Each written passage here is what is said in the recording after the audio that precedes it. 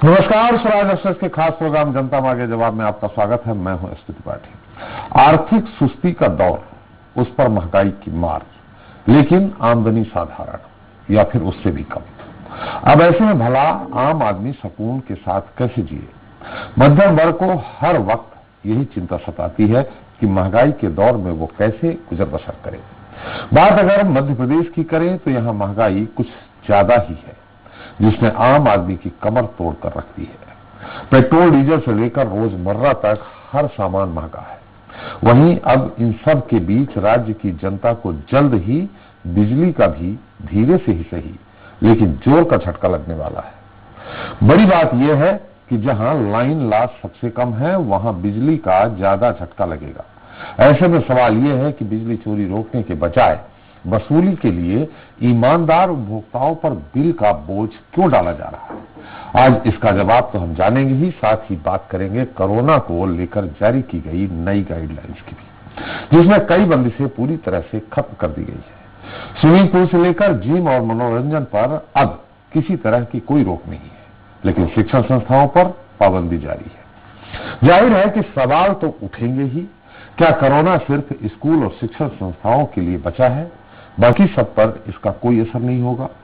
अगर ऐसा नहीं है तो सिर्फ स्कूल बंदी का क्या मतलब है? सवाल यह भी है कि जब कोरोना का लोगों में डर खत्म हो गया है, वैक्सीनेशन शुरू होने के बाद कोरोना के केस तेजी से कम होने लगे हैं और नई गाइडलाइंस में हर क्षेत्र में तकरीबन पूरी छूट दे दी गई है, तो फिर स्कूल और कॉलेज में ही कोरोना की गाइडलाइन का सख्ती से क्यों पालन करवाया जा रहा है? आखिर गाइडलाइन की गुत्थी क्या है, इसे भी हम समझेंगे। लेकिन जनता मांगे जवाब में पहले बात होगी बेरहम बिजली की।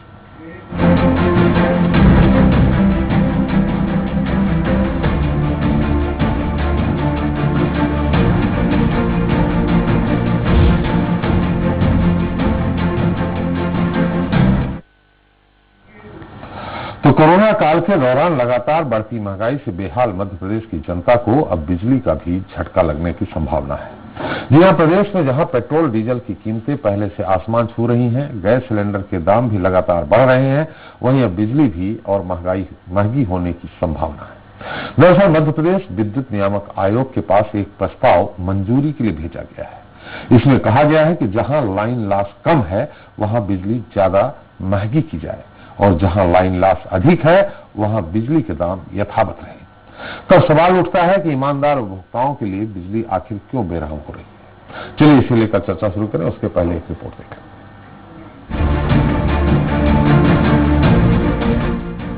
पेट्रोल डीजल गैस सिलेंडर से लेकर खान पान की तकरीबन हर चीज महंगी है। वहीं अब मध्य प्रदेश में आम आदमी को बिजली का झटका भी लग सकता है।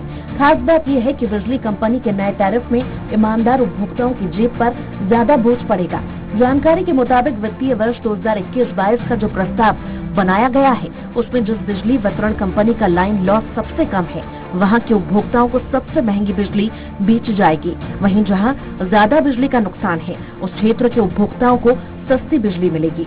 ये प्रस्ताव मध्य प्रदेश नियामक आयोग के पास मंजूरी के लिए भेज दिया गया है। अगर बिजली कंपनी की याचिका मंजूर हुई तो करीब 8% बिजली के दाम और बढ़ेंगे।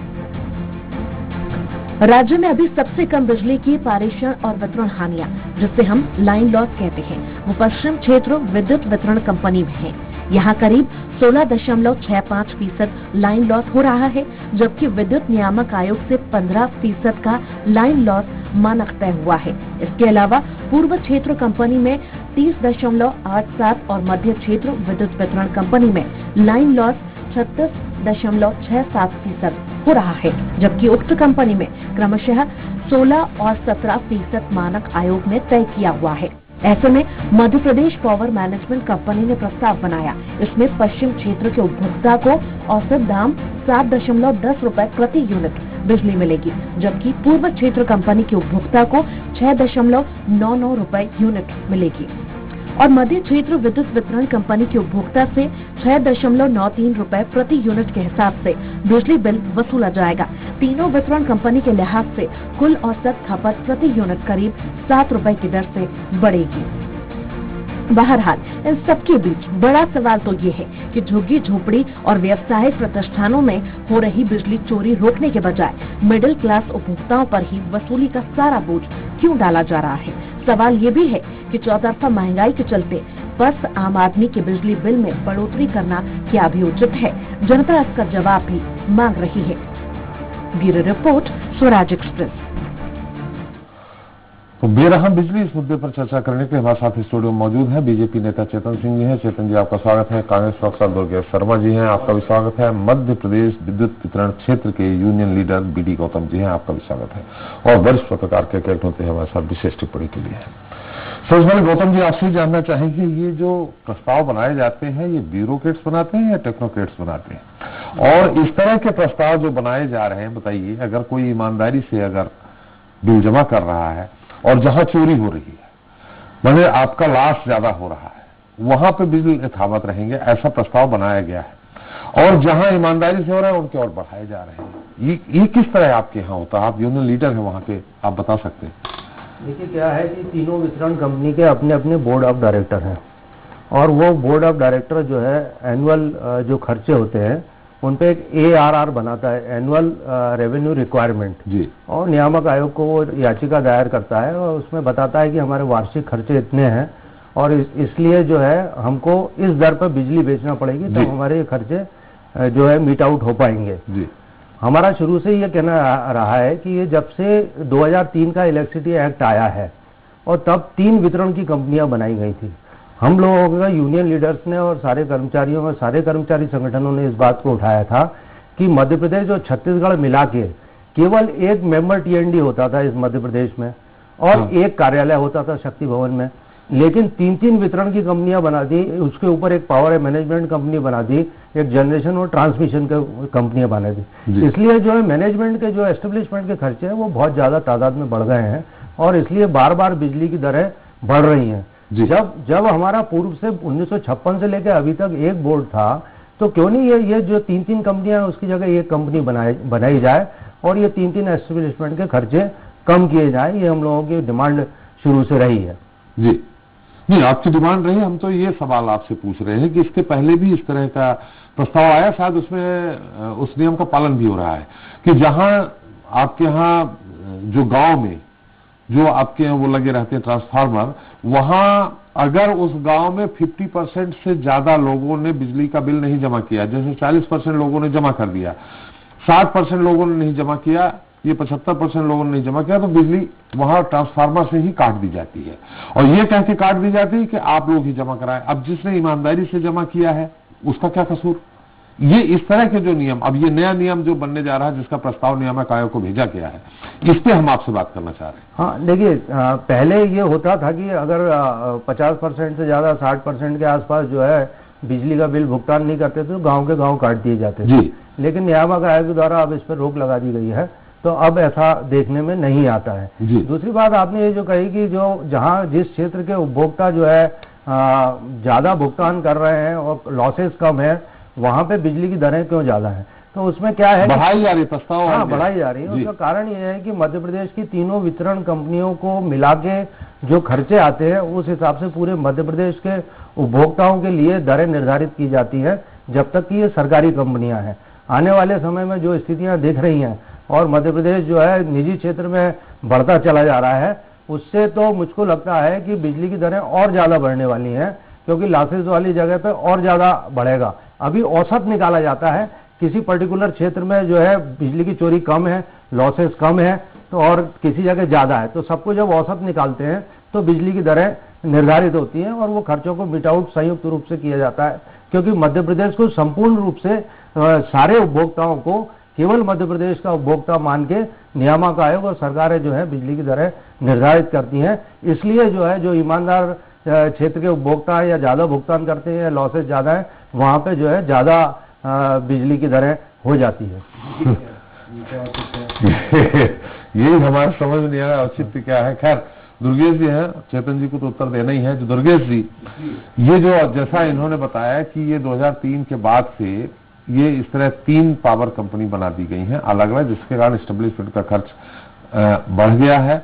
ये गौतम जी दिग्विजय सिंह जी के समय बना था कि बीजेपी सरकार बना था? देखिए, पूरे देश के अंदर जो है ना, एक 2000 से ये प्रक्रिया शुरू हुई कि बिजली के बोर्डों को समाप्त किया जाएगा, क्योंकि उनकी मशीनें पुरानी हो गई, उत्पादन पूरा नहीं हो रहा, बहुत बड़े बड़े हो गए, तो उनको टुकड़ों में बांटना है। इस प्रकार का एक जो है बिल जो है तैयार किया गया, और पूरे देश की विधानसभाओं ने अपने अपने विधानसभा के अंदर 2000 से इस प्रक्रिया को शुरू किया कि ऊर्जा सुधार बिल लेके आए, और 2003 में जो है पूरे देश के लिए इलेक्ट्रिसिटी का एक एक्ट 2003 बनाया गया।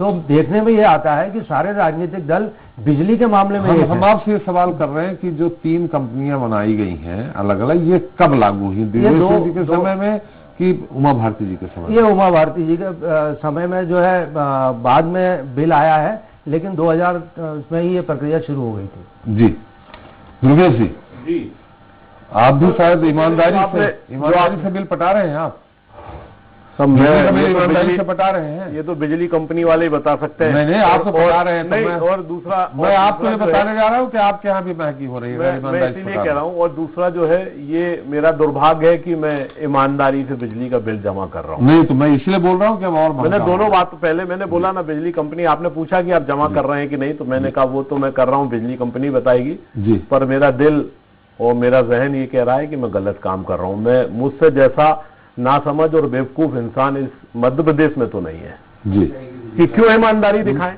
नहीं, हम भी कर रहे हैं। हाँ, नहीं भाई, आप भी और हम सब बेवकूफ हैं जी, क्योंकि हम लोग यदि ईमानदारी दिखाएं तो क्यों दिखाएं, जब प्रशासन और शासन चाहता है कि आप चोरी करो। और वो क्यों चाहता है जी, उसका पीछे एक बहुत बड़ा रीजन है। एक समय था जब मध्य प्रदेश में एक निर्णय एमपीवी में यह भी आया था कि हर डीपी पे 1 मीटर लगेगा जी, और उस डीपी से तय होगा कि इस डीपी से कितनी चोरी हो रही है, कितनी हो रही नहीं हो रही। एक डीपी पे तो मेरे अंदाज से ज्यादा होगा 1000 कनेक्शन होते होंगे जी। पकड़ना चाहें तो उन 1000 कनेक्शनों में धीरे धीरे करके हर खंबे पे 1 मीटर डाल के कि इस खंबे से चोरी हो रही है, उस खंबे से हो रही है, 10-10, 5-5 आदमी तक पहुंचा जा सकता है, पकड़ी जा सकती है। पर यदि चोर पकड़े जाएंगे तो जो डाकू और डकैत जो बैठे हैं उनकी डकैती कैसे डलेगी? कौन है डाकू डकैत? ये वही है जो डीपी पे मीटर नहीं लगने देना चाहते, और ये वही है जो प्रशासनिक तंत्र में बैठ के एमपीवी को और जितनी कंपनियां इनको चला रहे हैं, क्योंकि वो खुद चोरी कर रहे हैं। ये मेरा सीधा सीधा उन पे इल्जाम है। ये जनता पे और पब्लिक पे, स्लम्स पे और दुनिया पे चोरी का इल्जाम लगाते हैं, जिसको स्लम्स को आप फ्री में बिजली दे रहे हो लगभग।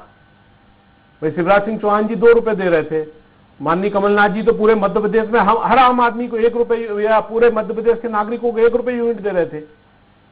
तो जब व्यक्ति कनेक्शन आपके समय माफ हुआ था जब कांग्रेस सरकार, तो फिर चोरी क्यों करेगा आदरणीय? बात तो यही आ रही है जी कि यदि आपने फ्री दे दिया जी, चोरी क्यों करेगा? हुई, दिग्विजय सिंह जी ने भी उसको लागू किया। मैंने कहा ना आदरणीय कि किसी को फ्री दिया जा रहा है तो फिर पेपर में वो चोरी कहां से हो रही है? जी, बात यह है कि चोरी करने वाला दूसरे के ऊपर उंगली उठा के कह देता है कि ये चोर है, भूल जाता है कि 3 उंगली उसकी तरफ है। चोरी हो रही है प्रशासनिक तंत्र के द्वारा। ये लोग इंडस्ट्रीज को चोरी करके बिजली बेचते हैं, और लॉसेस के नाम पे जो 30% और 40% का लॉस दिखाते हैं, चोरी होती है। इतना लॉस होता ही नहीं है, प्रैक्टिकली लॉस नहीं होता। और लॉस यदि हो रहा है तो आप उस लॉस को घटाने का प्रयास क्यों नहीं करते? क्यों नहीं आपके जंपर्स आप समय समय पे चेंज करते?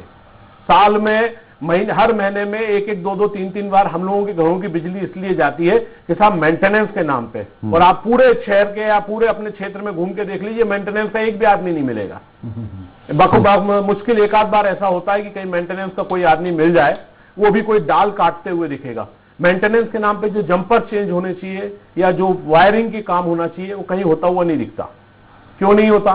क्योंकि जो मेंटेनेंस के नाम पे है वो भी पूरा पैसे का खेल हो रहा है। इसमें वो जो बिजली कंपनी के अधिकारी हैं वो हैं अकेले, कि इसमें राजनेता भी मिले हैं? आदरणीय, यदि आप अंत कहीं ले आके करोगे तो आप जो राजनीतिक दल बैठे हैं वही सब दुनिया के चोर हैं। पर सत्यता ये है कि शायद उनको तो कहते हैं ना, नमक में आटा या थोड़ा सा यूं पानी का छींटा एक कढ़ाई में जब होता है, और हलवाई पहले होता है यूं छींटा मार के देखता है गर्म हुई कि नहीं हुई, वो वाला हिसाब में छींटा मिल जाता होगा। बाकी पूरा हाथ में तो उसी हलवाई के पास या उसी कारीगर के पास रहता है जो उसको छींटे मारने की क्षमता दिखाता है। तो ये सारा का सारा प्रशासनिक तंत्र का खेल है। उस पर सबको आज देश में यदि किसान अपनी मांग को लेकर खड़ा है तो किसी न किसी दिन हमको और आपको भी आना पड़ेगा कि यदि हम ईमानदार हैं तो फिर चोर कौन है ये बताए और सत्यता के संग बताए। यदि मैं ये कहता हूं कि मेरे घर के सामने खंबे पे मीटर लगाइए और मेरे घर के अंदर के मीटर का बिल का रीडिंग नापिए, मेरे मोहल्ले में एक खंबे पे मीटर लगाइए, खंबे से हर कनेक्शन का बिल का यूनिट देख लीजिए कितना आ रहा है। यदि कोई चोरी हो रही है तो आपको स्वतः मिल जाएगी किस घर से चोरी हो रही है, और नहीं हो रही तो फिर कर कौन रहा है चोरी, उसको भी तो बताइए। तो कर ये खुद रहे हैं, लूट ये खुद रहे हैं। और दिक्कत ये है कि आज जो प्रशासन तंत्र बैठा है या जो राजनीतिक दल आज शासन कर रहा है वो इनको संरक्षण दे रहा है।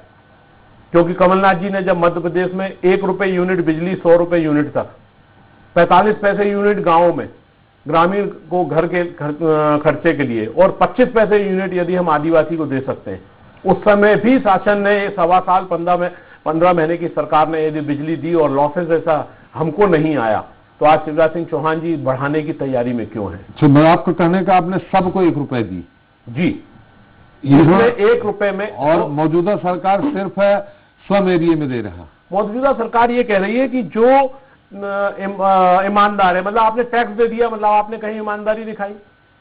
आपने यदि अपनी इनकम का और अपने खर्चे का हिसाब यदि सरकार को दे दिया तो आप लग्गी में फंस गए। अब आप अंदर आ जाइए, अब आपको ज्यादा देना पड़ेगा क्योंकि आप में जो है ना कुछ कमी है कि आप शासन के नियमों को पालन करें। चेतन जी, हालांकि सरकार आपकी है तो सवाल आपसे ही होगा, प्रस्ताव तो आपके है, अधीनस्थ जो कंपनियां हैं उन्होंने भेजा है, नियामक आयोग उसको तय करता है नहीं करता है, लेकिन ये बड़ा ही बेतुका प्रस्ताव है कि जहां लॉसेस कम है, मतलब उस एरिया में वहां के ज्यादातर मध्यम वर्गीय परिवार होते हैं, उच्च मध्यम वर्गीय परिवार, निम्न मध्यम वर्गीय परिवार, यही पूरी तरह से बिजली का बिल दे रहे हैं। आप भी जानते हैं सरकार के नियम है, बड़े बड़े उद्योगों में वो लाश दिखा देते हैं तो उनको करोड़ों के लाखों के बिजली के बिल माफ कर दिए जाते हैं कि उद्योग फिर से स्थापित हो जाए। सरकार उनकी भी नहीं, 15 साल 17 साल से 16 साल से आपकी भी है। जहां भी आप स्लम में जाएंगे आप खुद देख सकते हैं कि किस तरह से कटिया लगाई जाती है, कटिया आप समझते हैं।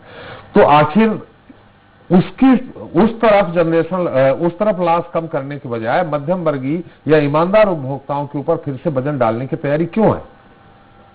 देखिए त्रिपाठी जी, जब से देश आजाद हुआ है तब से ये देश वोट बैंक के चुंगल से नहीं निकल पाया जी। और कुछ कुछ बातें तो दुर्गेश जी को बधाई देता हूं, उन्होंने बड़े सफाई से स्वीकार की है और अंत में आके कमलनाथ जी पे वाहवाही लूटने की कोशिश कर रहे हैं। ठीक है, उनको करना भी चाहिए।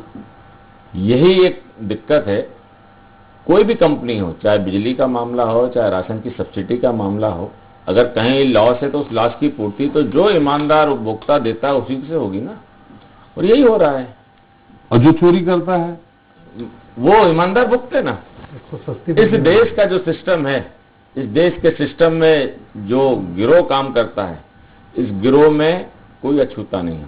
हम बिजली की बात कर रहे हैं, लाइनमैन उससे मिला हुआ है, उस क्षेत्र का जेई उसमें मिला है, उस क्षेत्र का ए उसमें मिला हुआ है, उस क्षेत्र का डी उसमें मिला हुआ है, उस क्षेत्र के तमाम वो महकमे उससे मिले हुए हैं और ये एक सारा सिस्टम रैकेट की तरह काम करता है। इसको लेकर के मैं समझता हूं जो लोग सरकार में बैठे हैं उनको भी कोई कंफ्यूजन नहीं है। लेकिन सत्यता इस देश में, हम केवल मध्य प्रदेश की नहीं, इस देश में यही है कि जो भी वर्ग टैक्स भरता है उसके अधिकारों का हमेशा एक तरह से हनन ही होता है जी, क्योंकि उसको हम कुछ दे नहीं पाते।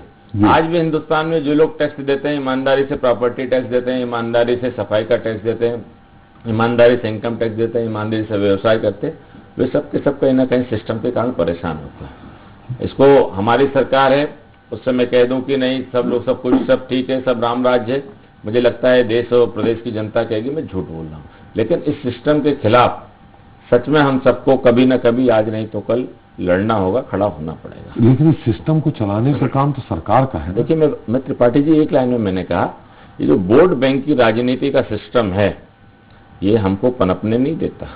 अभी मेरे मित्र कह रहे थे कि उद्योगों को बिजली बेची जाती है, जहां तक मैं समझता हूं, जैसे मेरी भी होटल है, 15 किलोवाट से ज्यादा का अगर कहीं भी विद्युत कनेक्शन है तो उसकी मीटर की रीडिंग ऑटोमेटिक आजकल जाती है। शायद हमारे साथ में बिजली विभाग के अधिकारी बैठे हैं, बताएंगे तुम। इस तरह का सिस्टम है। तो वर्तमान में उद्योगों को चोरी से बिजली बेचना और उसको फिर हम ट्रेस आउट नहीं कर पाए, मुझे लगता है आज की तारीख में संभव नहीं। चेतन जी बताइए। कोई जरूरी है कि आपको मीटर से बिजली का कनेक्शन एक दिया हो? क्यों? यदि आपको बिजली एक्स्ट्रा देनी है तो जरूरी है कि मीटर के माध्यम से दें। मैं यही तो कह रहा हूं कि हर डीपी पे मीटर लगाने में दिक्कत क्या है? देखिए दुर्गेश जी, मीटर को हटाना और मीटर से हटके बिजली लेना देना क्या संभव नहीं है? दुर्गेश जी, ताले ईमानदारों के लिए होते हैं, बेईमानों के लिए कोई ताले नहीं होते। बिल्कुल सही कह रहा हूं, नहीं होते। बिल्कुल सही कह रहा हूं कि बेईमानों के लिए कोई ताले नहीं होते। लेकिन ये हमारे ऊपर ताले लगाने या हमारे ऊपर चाबुक चलवाने की कौन सी आवश्यकता है? लेकिन मैं आपको फिर कहना चाहूंगा कि इतना आसान भी नहीं है कि जिसमें ऑटोमेटिक आपकी रीडिंग होती है उसमें आप गड़बड़ कर पाओ, क्योंकि अगर आपने थोड़ा सा भी गड़बड़ करने की कोशिश की तो ये भी ट्रेस आउट हो जाता है। अब वो सब होने के बाद भी अगर हो रहा तो मैं फिर से वही कहूंगा कि सिस्टम में सब के सब मिले हुए हैं। रही बात उद्योग की, रही बात वो घरों की जहां पर 15 किलोवाट से ज्यादा के हैं, मैं समझता हूं अधिकतम से अधिकतम लोग ईमानदारी के साथ अपने बिल की अदायगी करते हैं। त्रिपाठी जी, एक इससे बड़ा भी दुर्भाग्य है कि जिन घरों की बिल्डिंग परमिशन आवासीय में कॉमर्शियल है, आप उनके बिजली के बिल तो उठा करके देख लीजिए, 12 रुपए पर यूनिट है। लेकिन सवाल वही है कि मैं भी सरकार में, मेरी पार्टी है, उसके बाद लिखने पढ़ने के बाद भी ये अधिकारी जिस तरह से कार्रवाई करते हैं, पता नहीं वो पत्र कहां जाकर के दब जाता है, गुम हो जाता है। सरकार की, इसको हम सरकार की कमजोरी करेंगे। आप बिजली विभाग के जो वसूली वाले हैं, जो उनका टीम चलती है, उसको इतनी मजबूत क्यों नहीं करते? कुछ स्लम एरिया में जाने की हिम्मत नहीं करते हैं, पथराव हो जाता है। नहीं सर, छोड़ देते हैं। कुछ नहीं सर, सरकार की नीति नियत ठीक हो जाए और इस देश से वोट बैंक का जो मकड़ जाल है, मैं तो कहता हूं जो टैक्स नहीं देता इसके वोट के अधिकार खत्म करिए, जो चोरी करता है इसके वोट के अधिकार खत्म करिए, जिसको हर जगह सिस्टम में चोरी करना इनके अधिकार खत्म करिए। देखिए कल से यही सिस्टम खड़ा हो जाएगा और आपको कोई भी 2 नंबर का काम होता हुआ नहीं मिलेगा। लेकिन सवाल ये है, सुन लीजिए सर, सुन तो लीजिए जी, जो हमारा संविधान है, जो हमारे देश और प्रदेश की जो धाराएं हैं जी, मुझे लगता है कि जब तक इसमें व्यापक तौर से कानूनी फेरबदल नहीं होंगे, व्यापक तौर से परिवर्तन नहीं होंगे, इन धाराओं के आधार पर न तो आप प्रदेश में बहुत बड़ा कोई परिवर्तन कर सकते हो, न देश में कर सकते हो। हमारा सिस्टम कहता है एक धारा दूसरी धारा को काटती है। लोअर जज ने छोड़ दिया, सेशन ने सजा दे दी, किसी की रिस्पांसिबिलिटी नहीं है कि लोअर से कोई पूछे आपने इसको कैसे छोड़ा। फिर हम हाई कोर्ट चले गए तो हाई कोर्ट ने जाकर के लोअर के सेशन के जजमेंट को पलट दिया। जब तक हम जिम्मेदारी तय नहीं करेंगे तब तक इस देश में बहुत व्यापक सुधार नहीं हो सकते। अब आप हमारी सरकार, मेरी सरकार यही तो कर रही है देश में और प्रदेश में। यही तो सिस्टम में बदलाव हजम नहीं होता है साहब। आज भी किसान कर्जदार है, आज अन्नदाता कर्जदार है, आत्महत्या कर रहा है। तो भाई एक कोई नया सिस्टम लेकर के आए तो उसका इंतजार करिए ना। लेकिन देश में आग लगाने के लिए हम खड़े हो जाएंगे साहब। क्यों? क्योंकि राजनीति की पिच हमको उसमें बनती हुई दिख रही है ना।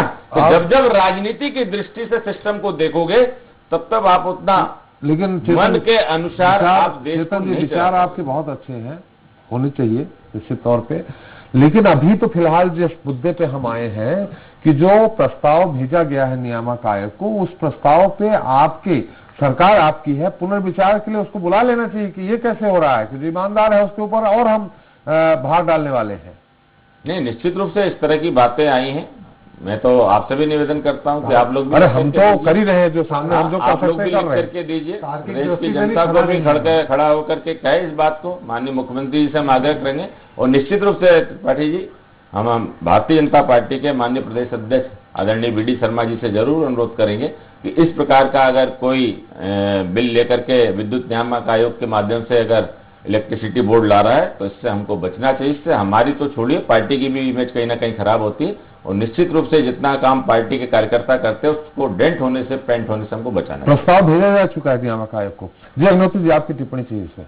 मैं यही कह रहा हूँ त्रिपाठी जी, शायद आज दुर्गेश जी ने भी और चेतन जी ने भी जितनी बड़े से जो अपनी बातें स्वीकार की हैं, लेकिन वाकई ये तार्किक दृष्टि से तो बड़ा ही हास्यास्पद प्रस्ताव है कि जहां लाइन लॉस कम है वहां पर ज्यादा बिल वसूला जाए और जहां लाइन लॉस ज्यादा है वहां पर कम बिल वसूला जाए, कम दाम लगाए जाए। ये तो वाकई हास्यास्पद है। और इस बात के लिए प्रेरित करने का ये प्रस्ताव है कि आप अपने क्षेत्र में लाइन लॉस बढ़ाइए, मतलब उपभोक्ता अपने क्षेत्र में लाइन लॉस बढ़ाने का प्रयास करे, मतलब बिजली की चोरी करने का प्रयास करे ताकि उसके बिजली के बिल और कम आए। इस तरह की प्रेरणा सरकार दे रही है, इस तरह की प्रेरणा बिजली कंपनियां दे रही हैं। पहली बात तो जो इंटक के महामंत्री जी ने कहा, गौतम जी ने, कि वाकई ये 4 कंपनियां बनाने की जरूरत ही नहीं थी। एस्टेब्लिशमेंट का खर्च जबरदस्त बढ़ गया। जी हाँ, उसके कारण सारा भार जो है वो उपभोक्ताओं के ऊपर बिजली का है। जो मैनेजिंग डायरेक्टर सीएमडी एमडी क्या कहते हैं, उनके यहाँ आप देखिए ब्यूरोक्रेट्स हैं सब जगह उनके बंगलों में किस किस तरह से साज सज्जा हुई है, कितनी गाड़ियां खड़ी हैं, जरा इस पे ध्यान दें तो एस्टेब्लिशमेंट में ही आएगा। तो एस्टेब्लिशमेंट के खर्चे के कारण ही त्रिपाठी जी जिस पर यूनिट हम 2 रुपए तक देते थे ज्यादा से ज्यादा, वो अब 7.5 और 8 रुपए तक दे रहे हैं पर यूनिट। ये एस्टेब्लिशमेंट के खर्चे की वजह से ही दे रहे हैं। तो गौतम जी ने जो कहा कि जो पहले था 2000 से पहले कि साहब एक ही कंपनी है, वही सब कुछ नियंत्रण का काम कर रही है और वही सप्लाई भी कर रही है, वही सारा कुछ देख रही है, तो उसमें एस्टेब्लिशमेंट का खर्चा कम था। और मुझे तो लगता है एक उपभोक्ता के नाते कि उनका मैनेजमेंट ज्यादा बेहतर था। आज जो 4 कंपनियों के जरिए जो मैनेजमेंट किया जा रहा है, मध्य क्षेत्र, पूर्व क्षेत्र और पश्चिम क्षेत्र जिस तरह से काम कर रहे हैं और इनके बीच में जो तालमेल नहीं है, आप दूसरे किसी क्षेत्र में जाकर के देख लीजिए, वहां की कंपनी जिस तरह काम कर रही है, दूसरे क्षेत्र की कंपनी उससे ज्यादा बुरी स्थिति में काम कर रही है। तो उनके बीच में भी कोई तालमेल नहीं। तो सरकार को इस तरह की कोई स्थिति बनाना चाहिए जिससे राहत हो। और जो काम कह रहे हैं कि भाई अर्जुन सिंह जी ने किया, या झुग्गी झोपड़ियों को 1 बत्ती कनेक्शन मुफ्त में दिया जा रहा, वहां जाकर तो देखिए, वहां गैस के चूल्हे नहीं जलते, वहां हीटर पे ही खाना बनता है, क्योंकि वो सब बिजली चोरी की है। वहां फ्रिज है, वहां पे सब कुछ है, 1 बत्ती कनेक्शन नहीं। जो सुविधाएं आपके मध्यम वर्गीय परिवार में नहीं है, वो सुविधाएं झुग्गी झोपड़ियों में उससे ज्यादा आपको मिलेंगी जो बिजली से संबंधित है। तो इन सब चीजों को सरकार को देखना चाहिए और जो प्रस्ताव तार्किक दृष्टि से खरा नहीं है उस पर कम से कम विचार करना चाहिए और उसको चेंज करना चाहिए। और जैसा चेतन जी ने कहा, मैं 1 सेकंड और लूंगा, जैसा चेतन जी ने कहा कि वो वीडी शर्मा जी से बात करेंगे, अपने प्रदेश अध्यक्ष जी से, तो इस बात के संदेश जो है वो सरकार तक अच्छी तरह से पहुंचना चाहिए कि यह उचित प्रस्ताव नहीं है। चलिए गौतम जी, थोड़ा बहुत संक्षेप में जानना चाहेंगे, क्या कारण है कि जहां चोरी हो रही है जानते हैं और प्रयास भी करते हैं, उसके बाद भी वहां चोरी नहीं रोक पा रहे हैं? जैसे हम स्लम एरिया की बात कर रहे हैं, क्या आपके पास अमला कम है, प्रशासन और पुलिस महकमे का सपोर्ट नहीं मिलता है? जी, मैं आपको बताऊं कि पिछले 40 साल से मैं इलेक्ट्रिसिटी इंडस्ट्री में हूं, तो मैं कह सकता हूं कि हर चुनाव के पहले हर राजनीतिक दल बिजली को मुद्दा बना के लेके आता है। इसलिए पहले तो यह है कि उपभोक्ता बिल ही जमा नहीं करना चाहते, उनको मालूम है कि चुनाव आएगा तो हमारे बिल माफ हो जाएंगे, कि ये बहुत बड़ा कारण है। दूसरा आपका जो कहना है, तो मैं आपको बता दूं कि सन 2000 से लेकर 2020 तक क्लास 3/4 के 50,000 से ऊपर पद समाप्त कर दिए हैं इस इंडस्ट्री के अंदर पूरे मध्य प्रदेश में। तो आप समझ सकते हैं कि 20 साल में उपभोक्ता कितनी संख्या में बढ़े हैं, लोड कितना बढ़ा है, ट्रांसफार्मर कितने बढ़े हैं, लाइनें कितनी बढ़ी हैं। तो निश्चित रूप से हमारे पास अमला बहुत कम है और जो है उपभोक्ता बहुत ज्यादा बढ़ गए हैं इस पीरियड में। और दूसरी बात, जो ट्रेंड हमारा कर्मचारी होता था, जो इलेक्ट्रिसिटी के सर्टिफिकेट लेके और फिर नौकरी में आता था, उसकी जगह और ये प्राइवेट जो एजेंसी हैं उनको आउटसोर्स पे रखवा दिया लोगों को, और आए दिन लोग दुर्घटनाओं में मर रहे हैं। उसका कारण यह है कि जो प्राइवेट ठेकेदार रहता है वो अनट्रेन्ड लोगों को रख लेता है और बगैर सुरक्षा उपकरणों के उन कर्मचारियों से काम कराता है। तो एक तो कर्मचारियों को शोषण हो रहा है, शोषण के कारण भ्रष्टाचार बढ़ता है। ये आप समझ सकते हैं, किसी से कम पैसा देके यदि उससे ज्यादा काम कराया जाएगा तो वो उस कम पैसे की पूर्ति कहीं ना कहीं से करता है। मैं ये नहीं कह रहा कि सारा का सारा गौतम जी, अगर जो पद समाप्त किए गए हैं उनकी सैलरी और बाकी सब चीजें जोड़ा जाए तो जो आउटसोर्सिंग हो रही है वो ज्यादा होता है आपका? मैं आपको बताऊं कि करीब करीब मध्य प्रदेश में 35,000 आउटसोर्स के कर्मचारी हैं और रेगुलर कैडर के तो 20,000 के आसपास। नहीं, हमारे पूछने का है कि जो आउटसोर्सिंग कर रहे हैं, जितना खर्च हो रहा, अगर जो पद समाप्त हुए हैं तो अगर पद वापस भर दिया जाए तो आउटसोर्सिंग का ज्यादा खर्च है कि पद भर दिए जाए उसका ज्यादा? मैं समझता हूं कि हमारे आउटसोर्सिंग के साथियों की यही डिमांड है कि उसी वेतन पे जो उनको आउटसोर्स पे मिल रहा है उसी पे कंपनी हमको रेगुलर कर ले, और जो ठेकेदार को कमीशन देते हैं वो कंपनी का बच जाएगा, पूरा का पूरा ठेकेदार। अच्छा ये बताइए कि क्या ये ऐसा नियम है क्या, सरकार मानने को तैयार नहीं है। स्टेट ऐसा है क्या कि ये 3 कंपनियां जो बनी हैं इनको समाप्त कर सकती है? स्टेट के पास ये अधिकार है क्या, राज्य के पास? निश्चित है। अलग अलग स्टेट में एक ही है वितरण की कंपनियां। सरकारी बनाती है। चले जाइए, गुजरात चले जाइए, कहीं सब जगह एक कंपनियां, केवल मध्य प्रदेश में 3 बना दी गई हैं और इस प्रकार से जो है खर्चे बढ़ा दिए गए। उसका परिणाम है, देखिए अमला कम होगा तो भी परफॉर्मेंस में फर्क आएगा। हमारे पास अगर हम एस्टेब्लिशमेंट के खर्चे बढ़ाएंगे तो उन खर्चों की पूर्ति वो क्लास 3 4 हिसाब से कर रहे हैं। मतलब हायर मैनेजमेंट पे जो खर्चे बढ़ रहे हैं उसकी पूर्ति आप लोअर जो क्लास का कर्मचारी है उसके पदों को घटा के और आउटसोर्स में करा के उसकी वर्दी, उसके जूते, उसके सेफ्टी एम्प्लॉइज, उसकी सुविधाओं में कटौती करके आप बताइए, आपने कभी इस राजधानी में देखा कोई वर्दी पहने बिजली का कर्मचारी? आपको दिखाओ, क्या सुरक्षा उपकरणों से मेंटेन करता हुआ दिखाओ। आप किसी सब स्टेशन पे चले आइए, बरसात में गमबूट पहने, बरसाती पहने दिखाओ। बरसों से उनको बरसाती, गमबूट, सेफ्टी एम्प्लॉइज, वर्दी कुछ नहीं दिया जा रहा है। केवल ऊपर के खर्चे बढ़ रहे हैं, नीचे क्लास 3 4 का और आउटसोर्स का और कॉन्ट्रैक्ट का एम्प्लॉइज का शोषण हो रहा है। वो परेशान है, उसका परफॉर्मेंस इसीलिए गिर रहा है, इसीलिए आए दिन उपभोक्ताओं आज भी साइकिल से जाते हैं बिजली चलाने। बहुत बहुत धन्यवाद गौतम जी आपका हमारे साथ चर्चा में आप शरीक थे। तो बिजली सब स्टेशनों से उपभोक्ताओं के घरों और संस्थानों में बिजली सप्लाई होने तक उसकी चोरी या अन्य नुकसान हो जाता है। जगह जगह खुलेआम कटिया डालकर सीधे बिजली चोरी हो रही है। इसी तरह कई व्यावसायिक प्रतिष्ठान भी चोरी की बिजली का उपयोग कर रहे हैं। कंपनी इसे तकनीकी रूप से ट्रांसमिशन और डिस्ट्रीब्यूशन लॉस मानती है। कंपनी इसे नुकसान मानकर सालाना हिसाब किताब में दर्ज करती है, जिसकी भरपाई के लिए बिजली दरें बढ़ाने का प्रस्ताव दिया जाता है। लेकिन अब जो प्रस्ताव दिया गया है वो हजम नहीं हो रहा है, क्योंकि वसूली के लिए बिजली का बोझ इस बार ईमानदार उपभोक्ताओं पर जो पड़ने वाला है